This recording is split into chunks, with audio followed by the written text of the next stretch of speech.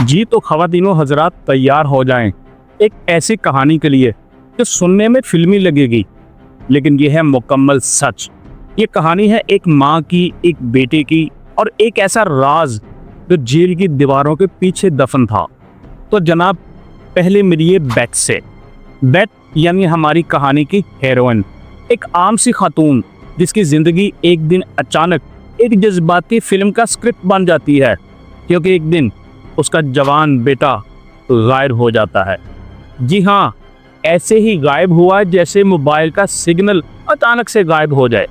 बेटे का नाम डेक्स्टर है, उम्र 37 साल, थोड़ा जज्बाती, थोड़ा मसलों वाला, लेकिन अपनी माँ का लाडला। माजी में कुछ मुश्किलात देख चुका है, इसलिए फ़िलहाल माँ के साथ ही रह रहा है ताकि ज़िंदगी को दोबारा रीबूट किया जा सके।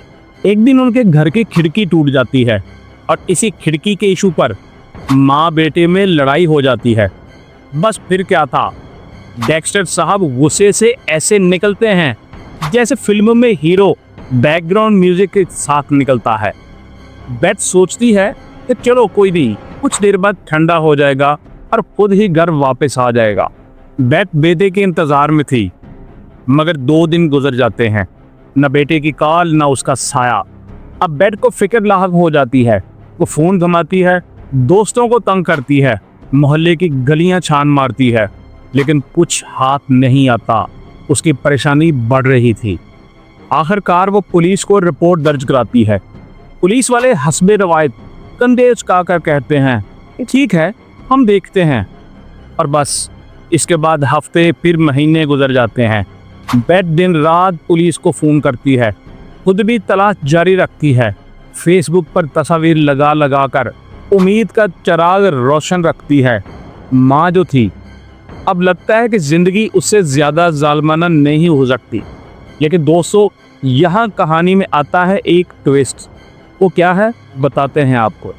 जिस तफ्तीशी अफसर को केस सौंपा गया था, वो रिटायर हो जाता है। जैसे कहानी को नया रंग देने के लिए स्क्रिप्ट राइटर किरदार ही बदल दे, ऐसा हुआ। फिर इस केस का नया अफसर आता है। वो सिर्फ 2 हफ्तों बाद बेट को कॉल करके कहता है, हमें डेक्स्टर मिल गया है।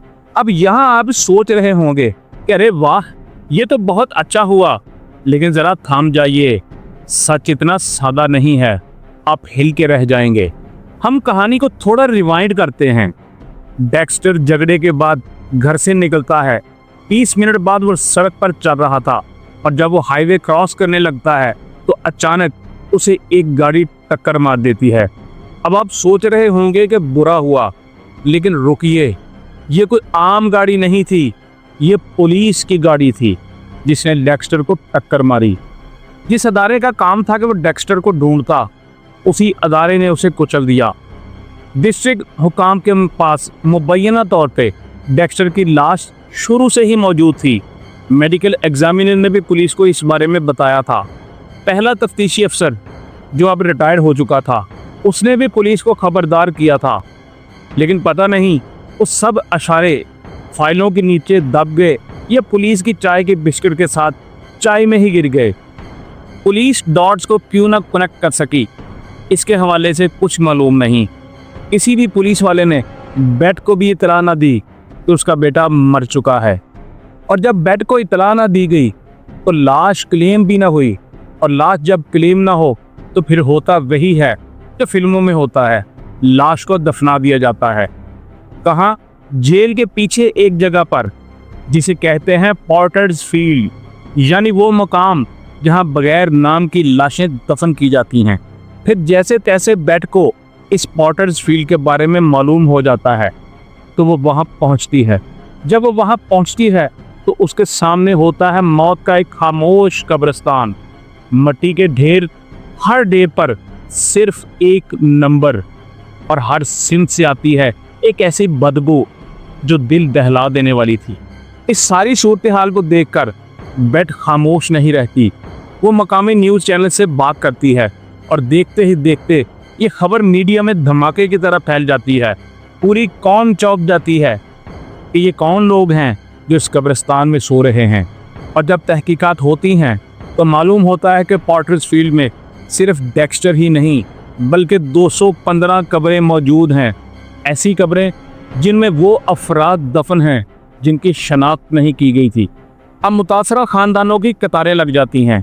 कई लोग कहते हैं कि उनके भी अजीज़ लापता थे, लेकिन असल में वो लापता नहीं थे, बल्कि इसी ज़मीन में खामोशी से दफन कर दिए गए थे और किसी ने भी इनके प्यारों को खबर ना की थी।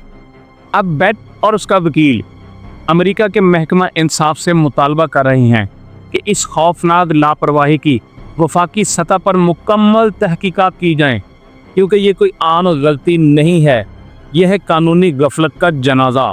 तो दोस्तों, अगर आपको लगता है कि फिल्मों में दिखाया जाने वाला सिस्टम गैर हकीकत पसंदाना होता है, तो एक बार फिर सोचें, क्योंकि सच कभी कभी फिल्म से भी ज़्यादा खौफनाक होता है। इस कहानी में भी आपको भी ये मालूम हो रहा होगा कि ऐसा तो फिल्मों में होता है, लेकिन यकीन जानिए ये एक सच्ची कहानी है। ये वाक़या अमेरिका में पेश आया, जो एक सिस्टमेटिक वे में चलते हैं, लेकिन वहाँ पर भी लोग अपने प्यारों को ढूंढने के लिए ज़ारों कतार रोए भी और मारे मारे फिरे भी ताकि वो मिल सकें, लेकिन मिला तो क्या, सिर्फ उनकी कब्रें।